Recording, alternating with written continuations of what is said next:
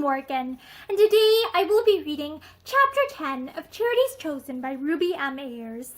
Chapter 10, Myrtle's honeymoon, which had originally been intended to last 6 weeks, ended abruptly with a fortnight.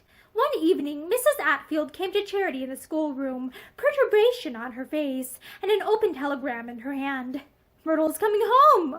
They arrive in London tonight! Tonight!" Charity started up eagerly. "Oh, how—" She was going to say, "how lovely," but checked her delight as she saw the displeasure in her aunt's face. "Is anything the matter?" she asked. "I don't very well see that anything can be the matter, as you put it," Mrs. Atfield said dryly. Possibly Richard has been recalled on business." It was a polite lie, seeing that Pelham had never had any business in his life, but Mrs. Atfield felt bound to uphold the dignity of the family. "However, we shall know all about it soon," she amended her words. "Of course they will not come here. They will no doubt go to Claridge's, unless Richard's flat is ready for them. He may have wired to his housekeeper." Charity was disappointed. "I hoped they would come here," she said. Her aunt bridled. "Myrtle has her own townhouse now. Besides, a place in Scotland and a villa on the Riviera," she said importantly. Charity had heard all that before, and had remained unimpressed. She was a most unworldly soul. Her idea of happiness was certainly not to be burdened with riches and possessions. She could have been perfectly happy in a tiny house of any sort, provided it was entirely her own. Her favorite daydream was to picture a little cottage, perhaps by the sea or somewhere high in the hills, with a tiny garden and latticed windows, which could always be wide open in the summer, and cosily closed against the warm red curtains in winter. Cosily closed against warm red curtains in winter, with a blazing fire on the hearth, and even in her thought she was shy of admitting that Heather must be somewhere in the picture, also to make it quite perfect. Her love for him was a curious mixture of idealism and unselfishness. She wanted him to be happy first of all. She could even have borne to see him married to Myrtle, if she could have been sure that such a marriage was for his entire happiness.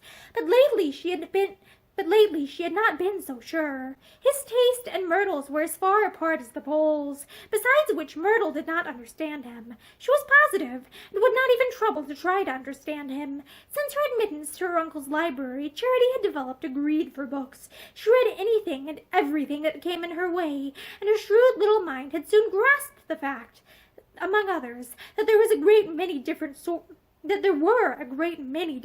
of love, and that the sort which came most quickly and went most quickly was love made up of a pretty face and red lips and passionate arms. It was a good kind, no doubt, wonderful while it lasted, but it seemed to last so short a time, and then, when it had gone, what was there left?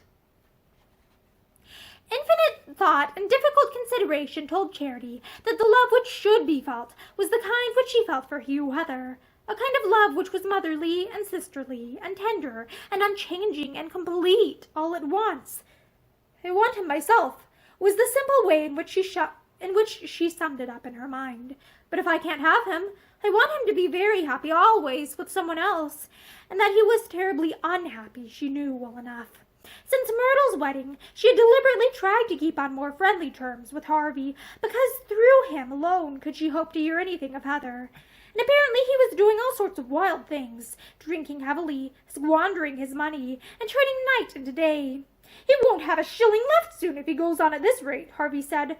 "But I thought he'd want such a lot of money," Charity protested. "Didn't he want a lot?"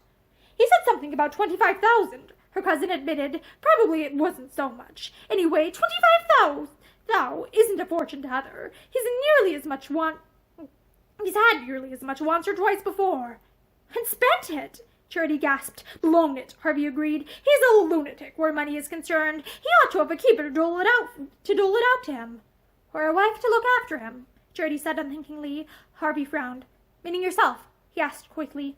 "No," said Charity. "I shouldn't want to look after my husband. I should want him to look after me."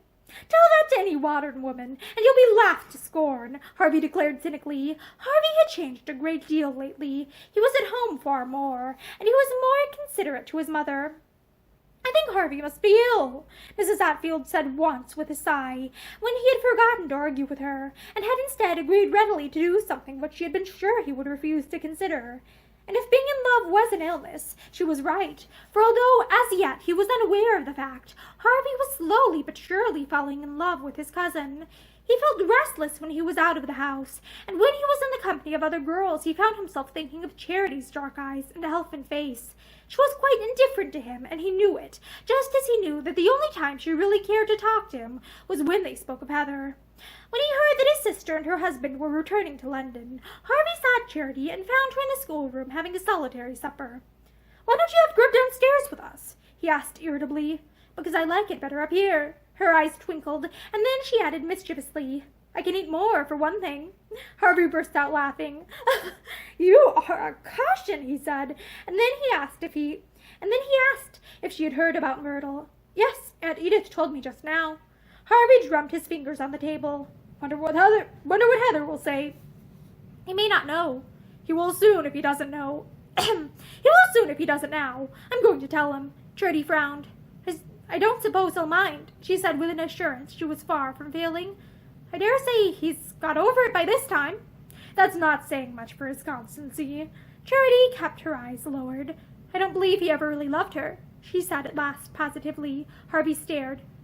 She explained that when men love a lot of girls and women, a lot of times, it's because they haven't really yet found the right one. They're just looking for her and hoping to find her. She flushed and raised her eyes, afraid of being laughed at, but Harvey was grave enough. "You've got rum ideas," was all he said. "Do you mean that Heather's got to try again?" Charity nodded, her mouth full of biscuit and butter. "Have you seen him lately?" she asked, with an elaborate indifference that did not for a moment deceive her cousin. "I saw him last night. He'd been away, down in the country for the weekend. Looked rotten, I thought. Pasty-faced and quite old." "Well, he's not particularly young," Charity said happily, in the tone of voice that stated plainly that she preferred men to be almost middle-aged. Harvey was busily lighting a cigarette. "If he goes on much longer at the pace he's going now," he said between puffs, "he'll snuff out." "What does snuff out mean?" "Die! Depart for paradise, in other words." "Oh!" Charity's eyes grew big with apprehension. "Well, you're his friend. Why don't you stop him?" she protested. I might as well try and stop Niagara. Do you know, I believe that chap drinks a bottle of whiskey a day, besides other stuff." "Is that very much to drink?" Charity asked. "Good Lord, is it very much? Ask the governor," Harvey said. He moved closer to her. "Look here, will you come out for a run in the car with me tomorrow?" Charity shook her head. "No, thank you." "Why not?" "For one thing, I don't want to. For another thing, I don't think Aunt Edith would like it. She need not know." "I'm not deceitful," Charity said scornfully. He touched her hand. "You're never kind to me, Charity." She frowned and drew away. "Don't be so silly." His young face quivered as if with pain. "You'd go if Heather asked you," he said angrily. "You'd go if he asked you, wouldn't you?" Charity was spared a reply by the entrance of Ellen, bringing coffee and information, which was momentarily checked when she saw Harvey. But when he got up and lounged away, she closed the door carefully and said in a stage whisper, Mrs. Pelham has come." Charity started up. "She's here?" "Where? Is Mr. Pelham here, too?" "No, miss. And Miss Mrs. Pelham, is in your aunt's room, and there's some trouble. I couldn't help hearing as I passed the door just now, and poor Miss Myrtle's crying." "Crying?" Charity's heart contracted. Crying? Poor Myrtle, poor pretty Myrtle. Was it true, as Heather had said of her, that she always cried so easily? Or had she at last been given something that it was really necessary to cry about? And that is the end of Chapter 10 of Charities Chosen by Ruby Ayres. Thank you for listening to this chapter with me, and I hope that you have a great day. Bye!